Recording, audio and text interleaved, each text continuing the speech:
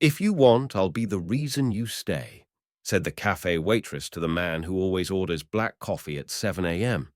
The bell above the cafe door chimed at exactly 7:00 a.m. The sound was crisp against the soft hum of the espresso machine. Naraya wiped down the already clean counter, pretending she wasn't waiting for it, pretending she wasn't counting the seconds until the man in the dark coat appeared. Ezran Vale stepped inside like he always did, quietly, without lingering in the doorway, without scanning the room. He moved with the sort of precision that made you think he hated wasting time. The damp November air clung to his shoulders. A faint trace of cold followed him to the counter. "Black coffee," he said. They both knew he didn't have to say it. "It's already brewing," she replied, sliding the cup toward him. "Rough morning." His mouth curved slightly, just enough to register as a smile. "Last one here, maybe." Her hand paused halfway to the saucer. "You're leaving?" Ezra nodded once, his gaze fixed on the rising steam, like it was safer than looking at her. Trains at noon, a new city, a new job. Time to start over. Something inside Naraya shifted, an almost imperceptible ache she didn't understand. She'd built her mornings around these brief exchanges, his unreadable expressions, the way his voice softened when he thanked her. She'd never asked why he always carried that worn leather satchel, or why his eyes flicked toward the door like he was expecting someone who never came. The cafe was mostly empty. 2 college students in the corner, Mrs. Halpin by the window with her crossword. Naraya leaned in, slightly lowering her voice. "If you want, I'll be the reason you stay." Ezran looked up sharply. The air between them felt taut, fragile. He opened his mouth to answer. The bell chimed again. A woman stepped in. Her coat was pale, almost white, the kind you'd expect in a winter catalogue, not here in their small coastal town. She walked with purpose. Her eyes swept the room before locking onto Ezran. Naraya felt the shift instantly. Ezran's fingers tightened around his cup knuckles, pale. "She wasn't supposed to find me," he murmured, barely moving his lips. The woman didn't sit. She didn't order. She just stood there, gaze unblinking, like she was deciding whether to speak or drag him out by the arm. Mrs. Halpin looked up from her crossword. One of the students whispered something to the other. Naraya kept her face neutral, but her pulse was quick. Ezran drank the rest of his coffee in one swallow, set the cup down with a muted click. "Thanks, Naraya," he said. Too quietly, too fast. Before she could answer, he brushed past the woman toward the door. She followed. Her heels clicked in an uneven rhythm. Naraya watched them through the window, their figures blurred in the drizzle. They didn't speak, not that she could see, but the woman's arm was tense at her side, fingers flexing. Ezran didn't turn around. The moment they vanished from view, the cafe felt too still. Naraya kept wiping the same spot on the counter long after it was dry. "Friend of yours?" Mrs. Halpin asked gently. Naraya shook her head. Not exactly, but her mind was already spinning. The woman's sudden arrival wasn't random, and Ezran's words, "She wasn't supposed to find me," echoed in her head like a warning. She finished her shift on autopilot, still glancing at the door every time it opened. By closing time, the drizzle had turned into a steady rain. Streetlights glowed in watery halos. She locked up, slid her tips into her jacket pocket, told herself she'd forget it by morning. She didn't. That night, lying in bed with the hum of the radiator in the background, Naraya replayed the look on Ezran's face. Not just surprise fear, the kind you don't fake. And though she didn't know what trouble had found him, she knew one thing. It wasn't over. Morning came grey and damp, but she was at the cafe early, setting up the pastry case, wiping down tables. At 7:00, the bell stayed silent.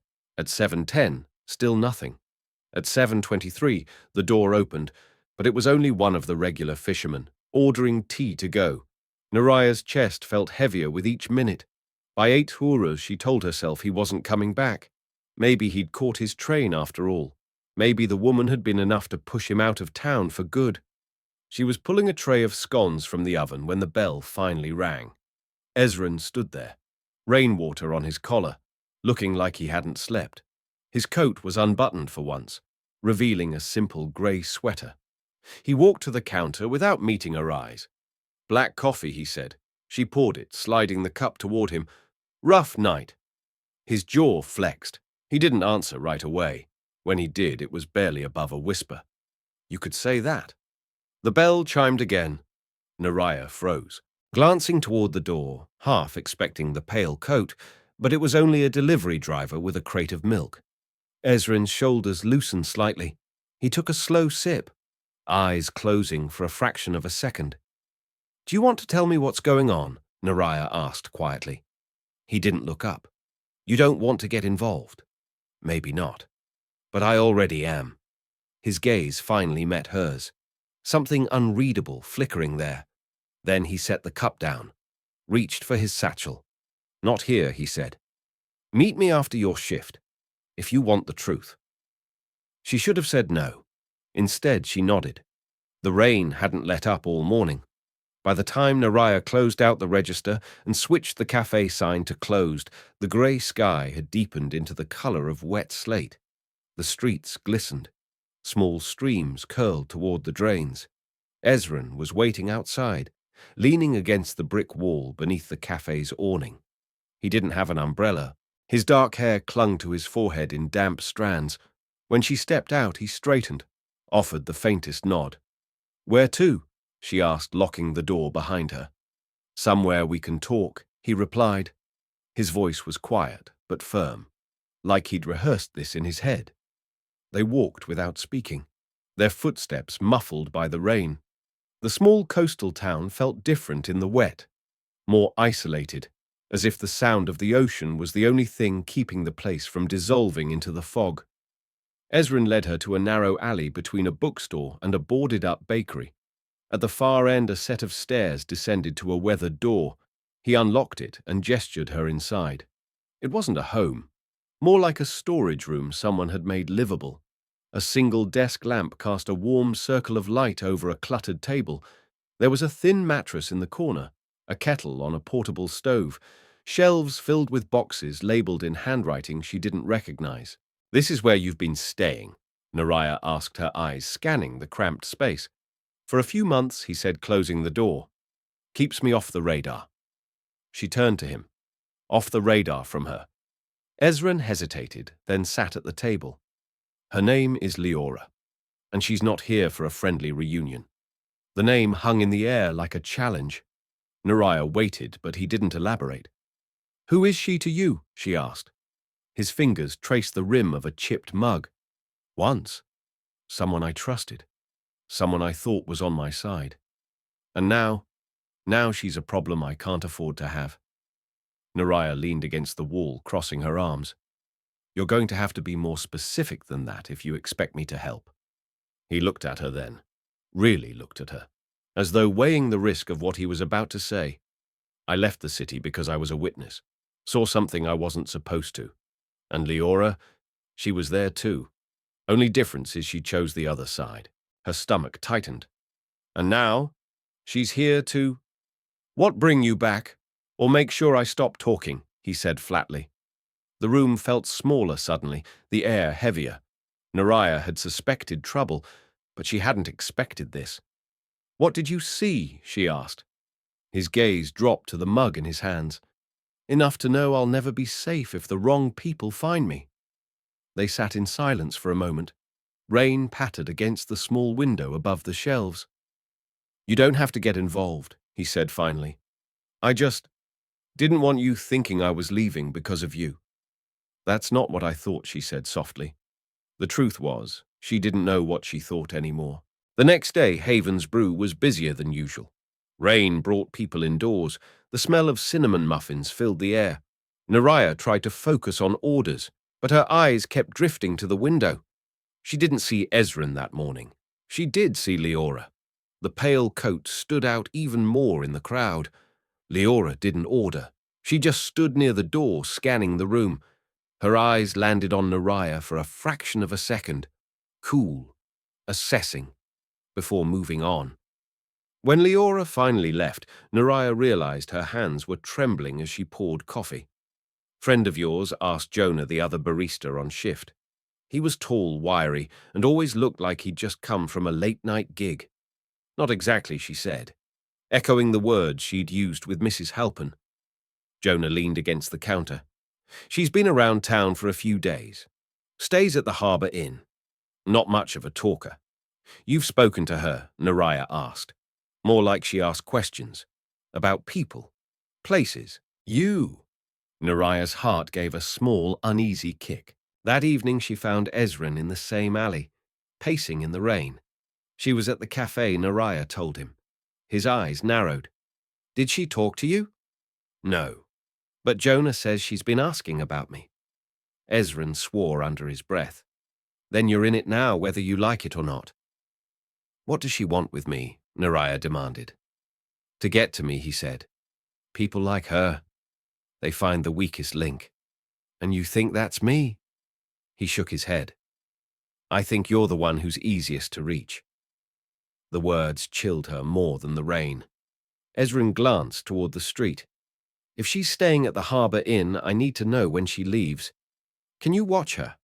Watch her, just notice if she shows up somewhere she shouldn't. Naraya hesitated. This wasn't the life she knew. Serving coffee, closing up shop, walking home under streetlights. This was shadows and suspicion, the feeling that someone might be following you. But she nodded anyway. That night she stood across from the Harbour Inn, under the awning of a shuttered bookstore. The rain had slowed to a mist. The neon vacancy sign glowed faintly through the fog. At 10:14, Leora emerged. She wasn't wearing the pale coat this time, just a dark jacket and a scarf that hid part of her face. She moved quickly, glanced over her shoulder once, then disappeared around the corner. Naraya followed at a distance, her pulse loud in her ears. They turned down a side street toward the docks. Fishing boats rocked gently in the tide. Their masts creaked. Leora stopped near one of the sheds. She spoke to a man in a heavy raincoat. Naraya couldn't hear the words, but she saw the man hand Leora something small, a flash of metal before it disappeared into her pocket. When Leora walked away, she didn't head back toward the inn. She walked inland, toward the part of town where streetlights were few and shadows were plenty. Naraya didn't follow further. She'd already seen enough to know whatever Ezrin had been running from. It had just found its way into her quiet little town. The next morning the cafe felt too warm, almost stifling. The air smelled of fresh ground beans and cinnamon. But underneath it, Naraya caught the faint tang of anxiety clinging to her skin. She hadn't slept much. Every time she closed her eyes, she saw Leora at the docks, that quick flash of metal disappearing into her pocket. Ezrin didn't come in at 7 or at 8. She served the fishermen, the regulars, the high school kids grabbing muffins on their way to class. But her gaze kept snagging on the door. It was nearly 10 when he finally arrived. His coat was buttoned high, scarf wound tight. He scanned the cafe before approaching the counter.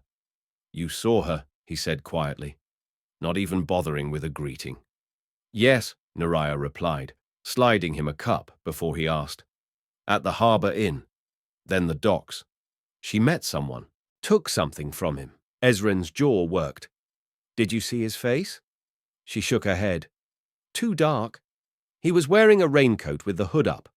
Ezrin didn't drink his coffee. He stared at it like it held the map to his next move. She's setting something up. And if she's meeting people here, it's not by chance. By noon, the drizzle had turned into heavy rain again. It drummed against the cafe windows. Jonah had just started his shift, humming under his breath as he stocked the pastry case. You look like you've seen a ghost, he said to Naraya. Not a ghost, she murmured. Something worse. Jonah arched a brow but didn't press. Instead, he leaned closer. You know that journalist, Tamsin Kaur? She was in earlier asking about Ezrin. Naraya's stomach dropped. What did you tell her? Nothing, Jonah said. But she's the kind who doesn't give up. Said she's working on a piece about unsolved urban crimes. The words clicked together in Naraya's head. Suddenly, Ezrin's talk of being a witness felt sharper, heavier. That evening, she went to the alley apartment. Ezrin was sitting at the table. Papers spread in front of him, maps, scribbled notes, newspaper clippings yellowed at the edges. "She's not the only one looking for you," Naraya said, stepping inside. Ezrin's head lifted. "Who, Tamsin Kaur? Journalist. She says she's writing about unsolved crimes." A muscle in his cheek twitched. "She's dangerous in her own way. People like her. They don't stop when you tell them to, and they don't care who gets caught in the crossfire." Naraya hesitated before asking, "What exactly did you see back then?" Ezrin leaned back in his chair. For a long moment he didn't answer.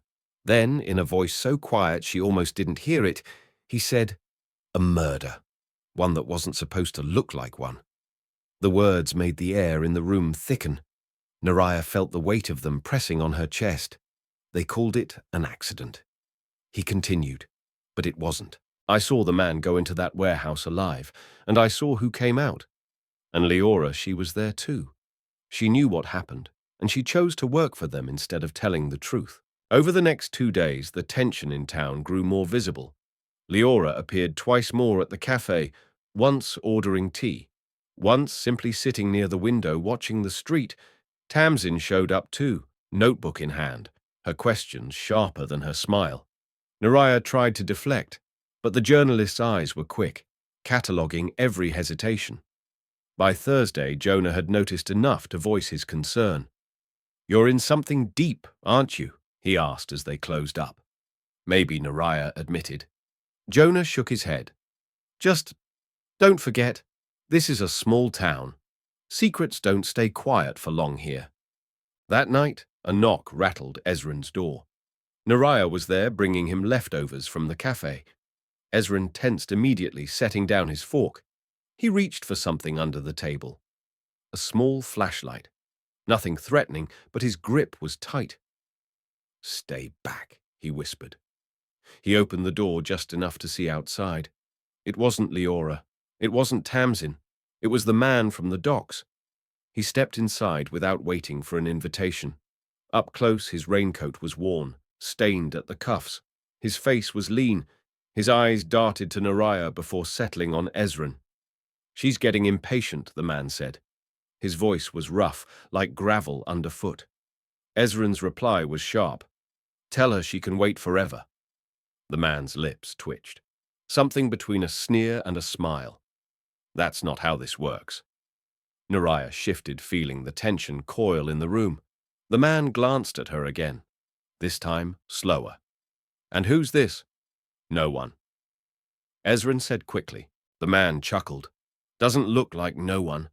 When he left, the air seemed to release, but Ezrin didn't relax. "That was her messenger," he said. "If he's here, she's close to making her move." Naraya frowned. "Then what happens now?" Ezrin met her eyes. "Now, I decide if I keep running or if I end this." The next morning, the cafe was quiet, but the stillness felt like the pause before a storm. Naraya caught herself glancing at the door every time the bell rang, her heart lurching at shadows. She didn't notice Tamsin until the journalist was already at the counter. "I hear you've been spending time with Ezrin Vale," Tamsin said casually. Flipping open her notebook, Naraya forced a neutral expression. "We get a lot of customers." "Not ones with his history," Tamsin replied. "You know he's the only living witness in a case that never went to trial, and now one of the suspects is in town." Naraya's fingers tightened around the coffee pot. "Sounds like a story you should write." "I intend to, Tamsin," said her gaze never wavering. "Question is, how much do you want to be in it?" Before Naraya could answer, the bell chimed again. Leora walked in, and for the first time, she smiled. The smile Leora gave wasn't warm. It was calculated, slow, deliberate, directed entirely at Ezrin, who had just stepped through the door behind her. Every head in the cafe seemed to swivel toward the scene. The regulars knew Naraya well enough to sense something was wrong. Jonah froze mid-pour. Coffee spilled slightly over the rim of a mug. Even Mrs. Halpin, usually lost in her crossword, was watching. Ezrin's jaw tightened, but he didn't stop walking. He came to the counter and stood beside Leora, close enough that the tension between them felt like static in the air. "Morning," Leora said. Her tone was light, but laced with something sharper. "We should talk, Ez." Ezrin didn't look at her. "We have nothing to talk about." "Oh, I think we do," she replied. She pulled a folded sheet of paper from her coat pocket. "I've been in touch with a few old acquaintances. They'd be very interested to know where you've been hiding." She placed the paper on the counter. Naraya's eyes flicked down. It wasn't a letter. It was a photograph. Ezrin in a city street, looking over his shoulder, the image grainy but unmistakable. The cafe went utterly silent. Tamsin, still seated at a corner table, snapped her notebook shut. She stood. "Well, that's interesting," she said, stepping closer. "Care to explain? Stay out of it," Ezrin muttered. But Leora tilted her head toward the journalist. "You should hear this part. Might make your article even better." Ezrin's voice was low but steady. "Don't." "Oh, but I will," Leora said, her smile widening. She turned to Tamsin. "He saw something, didn't he? Something that could ruin very powerful people, and instead of doing the right thing, he ran." "That's not true," Ezrin said sharply. Leora ignored him.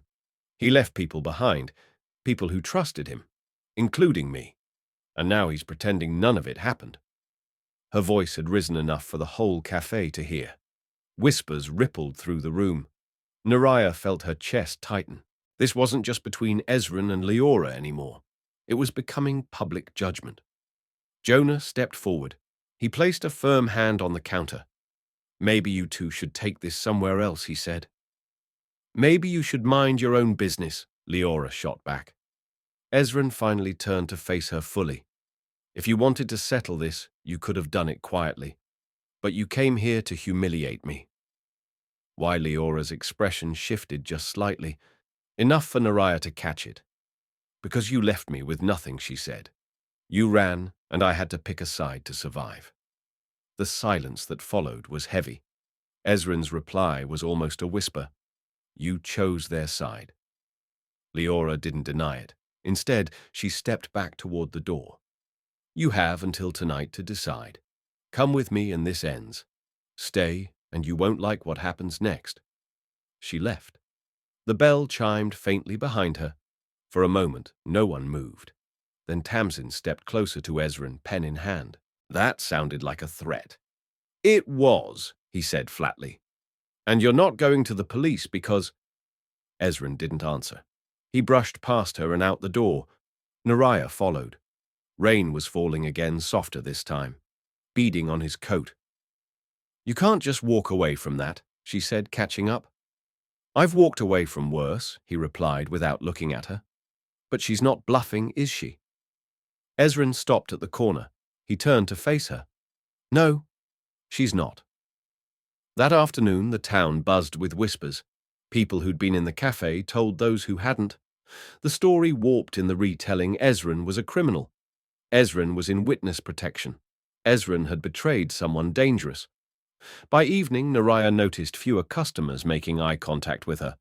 Jonah told her someone had asked if it was safe to come in anymore. It was the kind of small-town shift she'd seen before. Quiet, subtle, but unmistakable. After closing, she went to Ezrin's apartment. He was packing. "You're leaving?" she said. It wasn't a question. "It's safer for you if I do," he replied, folding a sweater into his bag. "For me or for you?" Ezrin paused. "Both." "You can't keep running," she said, stepping closer. "If you do, she wins. Whoever she's working for wins. And if I stay, they come after you too." Naraya hesitated. "Maybe I'm willing to take that risk." His eyes softened, but only for a moment. "You don't know what you're saying." A knock at the door cut them off. Ezrin's posture stiffened. He moved silently to the door, pressed his ear to it, then opened it a crack. It wasn't Leora. It was Tamsin. "I know you don't trust me," she said quickly. "But if you want this to end, you need to tell me everything. I can put it on record, make it public before they can bury it." Ezrin shook his head. "That's the fastest way to get us both killed, or the only way to make sure they can't touch you," Tamsin countered. Naraya watched him weigh the choice. She could see it in the way his hands flexed at his sides. Finally, he said, "If I talk on my terms. Tomorrow. Here." Tamsin nodded once. "I'll be here." When she left, the room was quiet, only the sound of rain against the window. Ezrin sat down, leaning forward with his hands clasped. "If I do this, there's no going back." Nariah met his gaze. "Then don't go back. Go forward." But outside, in the narrow alley, Leora stood under an umbrella, watching the light in Ezrin's window, and she was smiling again. Morning in Bristow always had a predictable rhythm. The bakery's scent drifting across Main Street, the soft clatter of crates at the grocer's, the rumble of the early bus pulling out toward the highway. But the next day the air felt different. Nariah noticed it the moment she stepped outside. Fewer people lingering, more glances darting away the instant they met her eyes. By the time she reached the cafe, Jonah was already inside, polishing the counter like it owed him money. "Slow start?" she asked, setting her bag down. "More like a slow everything," Jonah muttered. "Had two people walk in, see me, then walk right back out. Guess folks don't like their coffee with a side of mystery man scandal." Nariah forced a smile. "It'll pass." He looked up. "Will it?" She didn't answer. Ezrin showed up at exactly 10:03, wearing the same coat from yesterday.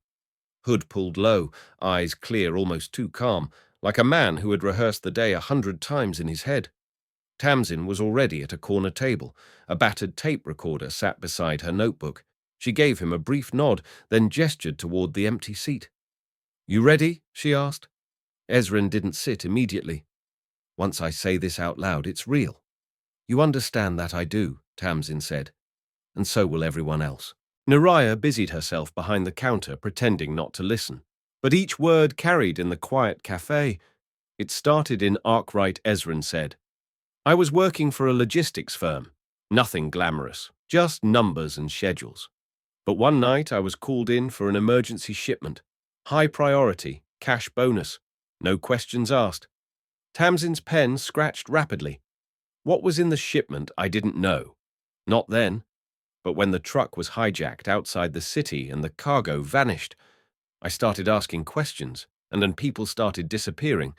My supervisor, the driver, then my neighbor, because I'd told him I thought something was off. Nariah's hands stilled on the espresso machine. "I found out the shipment wasn't company property," Ezrin continued. "It was leverage, evidence, documents that could sink half the board and a few people in government, and someone paid a lot to make sure it never reached its destination." Tamsin leaned forward. "So where do you fit into this?" Now I was supposed to disappear too.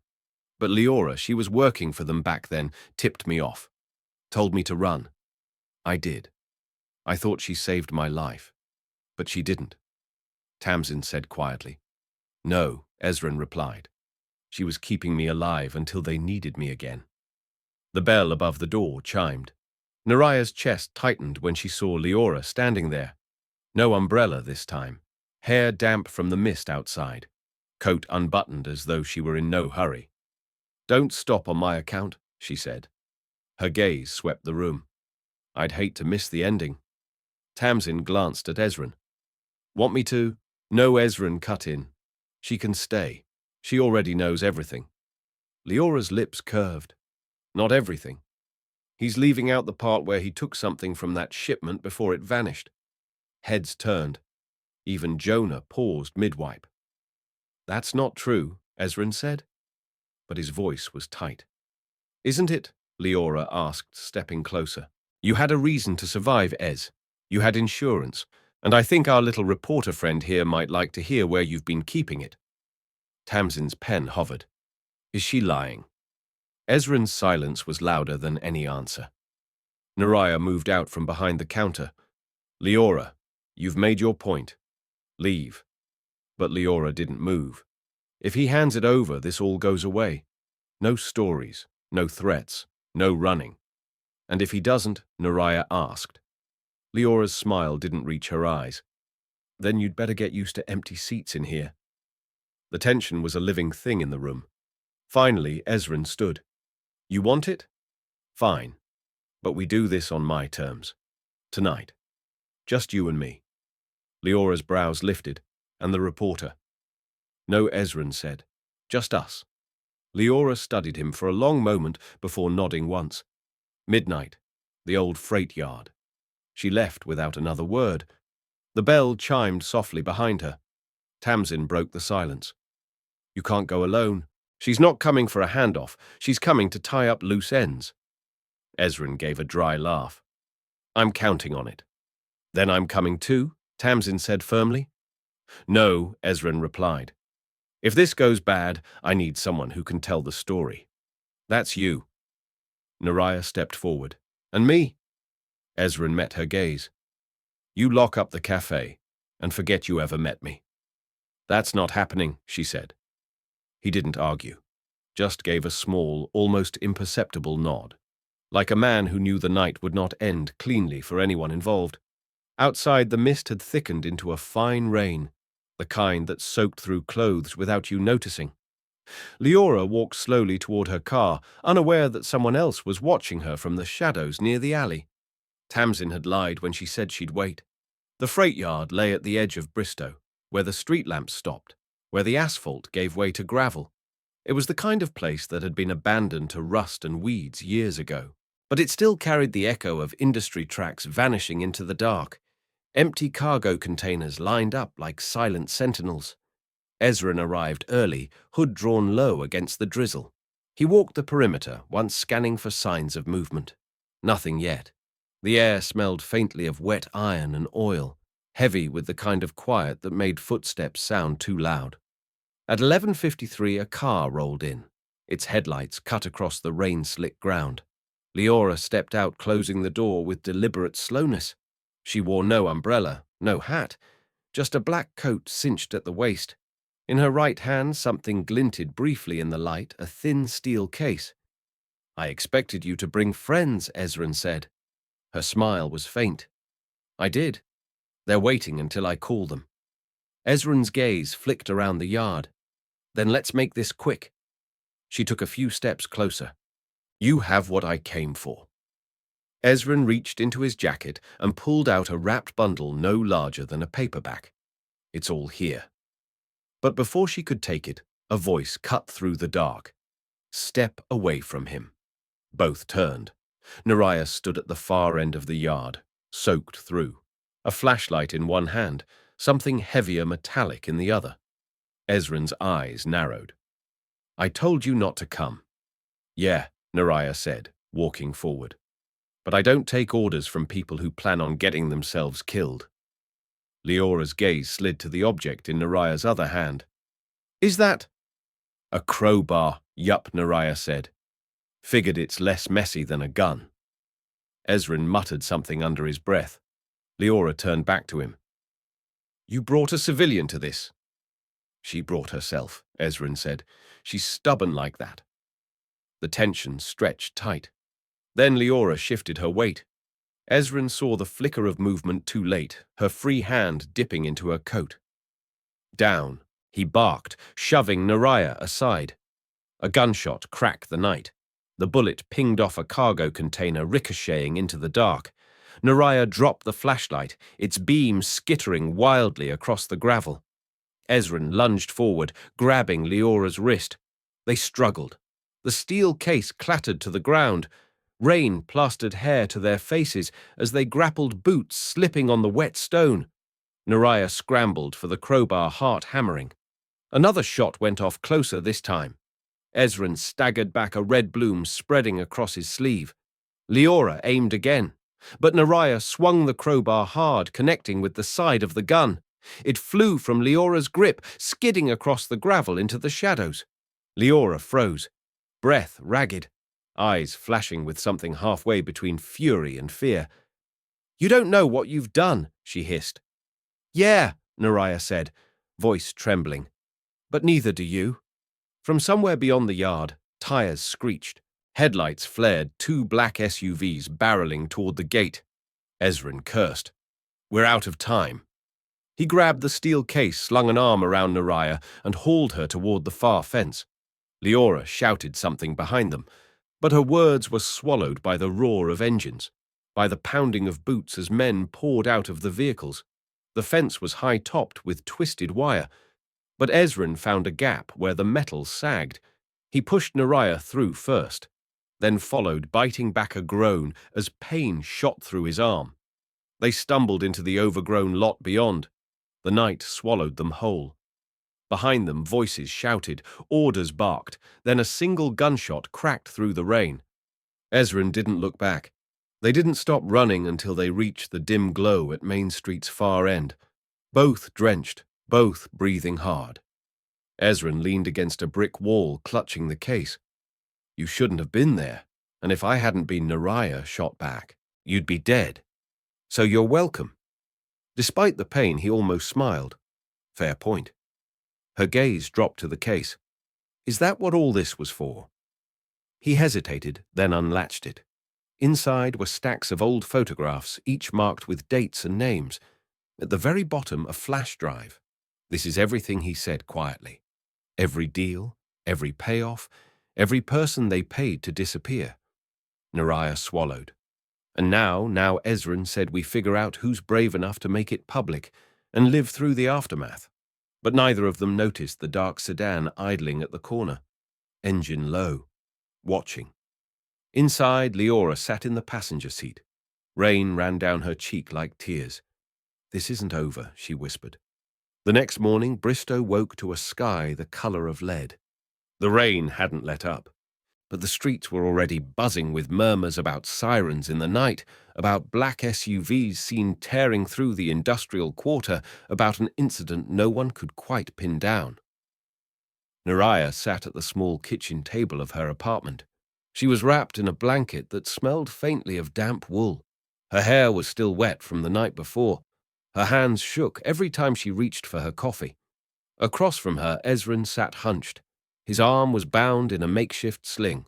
The steel case sat between them like a guest neither of them had invited but couldn't send away. She broke the silence first. "You're bleeding through the bandage. I'll live. You should be in a hospital." Ezrin's mouth twitched. "Hospitals ask questions. I'm short on answers." She studied him. The shadows under his eyes weren't just from lack of sleep. They were the kind you earned from carrying too many ghosts. "You've been doing this a long time, haven't you?" "Too long," he admitted. His gaze drifted to the case. "This is the kind of thing you spend years trying to get, and once you have it, you wish you didn't." Nariah leaned forward. "So what now? We dump it online, send it to the news?" He shook his head. "If we go loud, they'll come faster than we can run. We need a target who can't be bought, can't be silenced." She frowned. "Does that exist?" Ezrin didn't answer. The knock at the door made them both freeze. 3 short taps, then a pause, then 2 more. Ezrin's eyes narrowed. "That's not random." Nariah stood. Her pulse thudded in her throat. She moved to the door and peered through the peephole. A man in a long coat stood on the landing. His face was obscured by the brim of his hat. "You know him?" she whispered. Ezrin hesitated, then nodded slowly. "I might. Open it, but stay behind me." The man stepped inside, shaking rain from his shoulders. "You're harder to find than I expected, Ezrin." His voice was gravel and smoke, the kind that carried weight even when spoken softly. "I wasn't looking to be found," Ezrin replied. The man's gaze dropped to the case. "You have it, and you are Nariah cut in." She couldn't help herself. He gave her a brief glance. "Someone who's been trying to bury the same monster you've just poked awake." Ezrin's posture didn't relax. "If you want it, you're going to tell me what you'll do with it." The man's eyes were unreadable. "There's a hearing in the capital in 10 days. Closed doors. No press. Just the ones who can dismantle the network piece by piece. I can get you in." Nariah's heart thudded.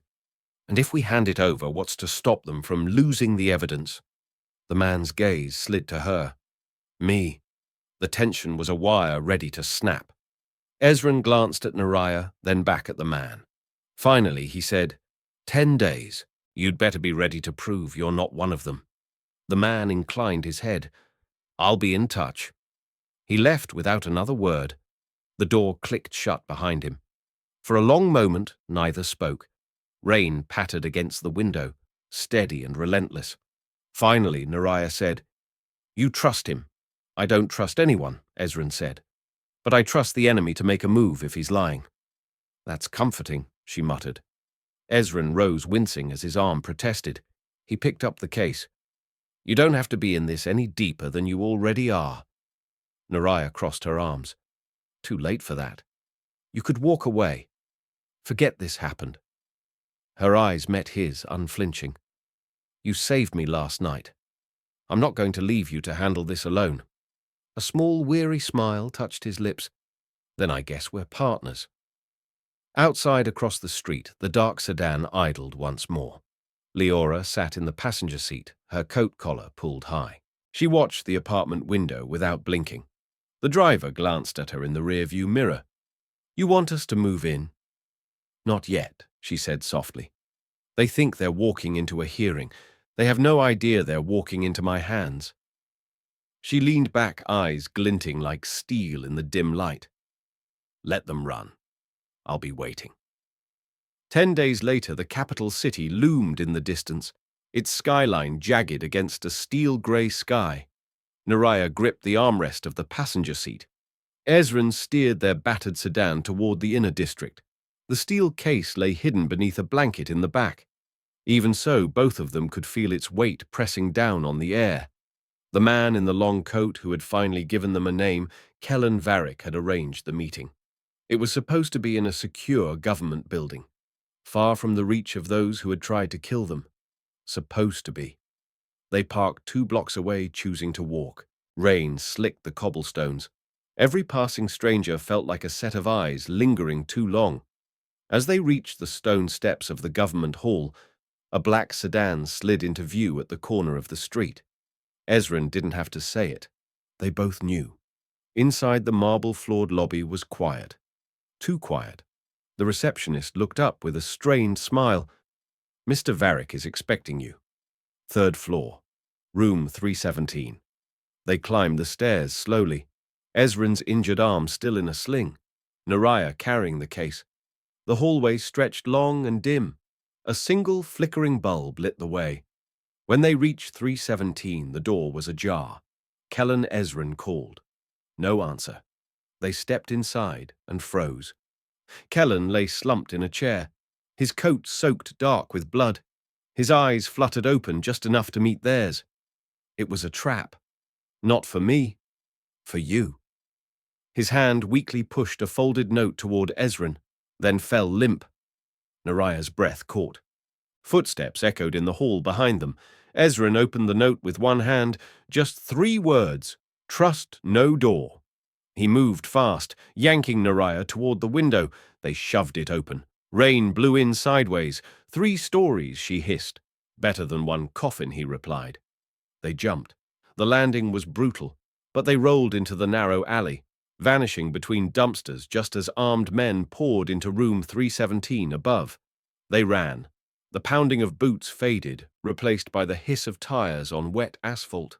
The black sedan was waiting at the alley's mouth. Its rear door swung open, and there she was, Leora, leaning back in the seat with a smile that didn't reach her eyes.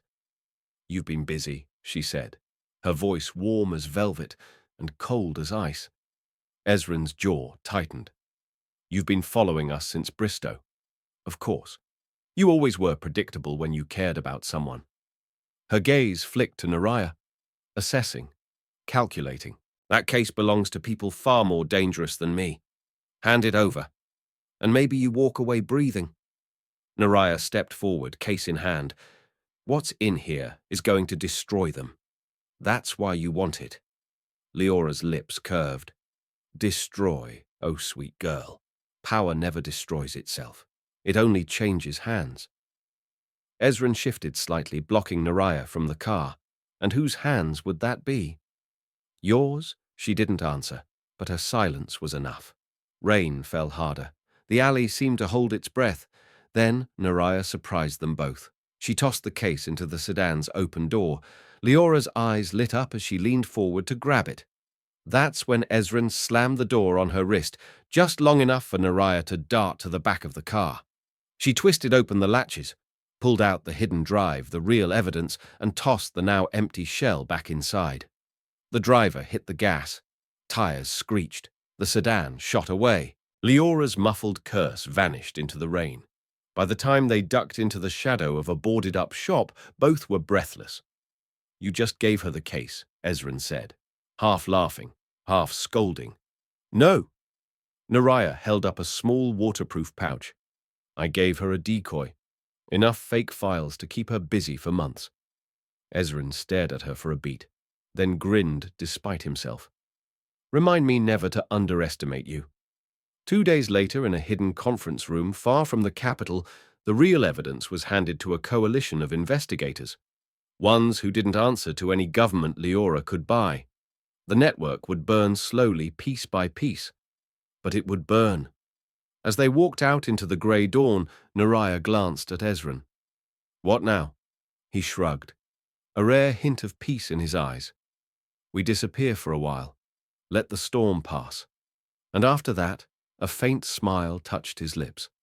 "After that, we find the next monster." Somewhere miles away, Leora sat in a candlelit room, watching encrypted files load on her laptop, only to realize too late they were nothing but elaborate forgeries.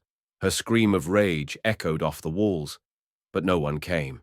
As Ezran and Naraya fade into the quiet streets, I wonder, how far would you go to protect the truth, even if it meant risking everything? Sometimes the fight isn't about winning outright. It's about making sure the right people hold the right pieces when it matters most. Have you ever had to outthink someone instead of overpowering them? I'd love to hear your stories in the comments. If this journey stayed with you, feel free to like, subscribe, and turn on notifications for more stories like this. Thanks for staying till the end. See you in the next one.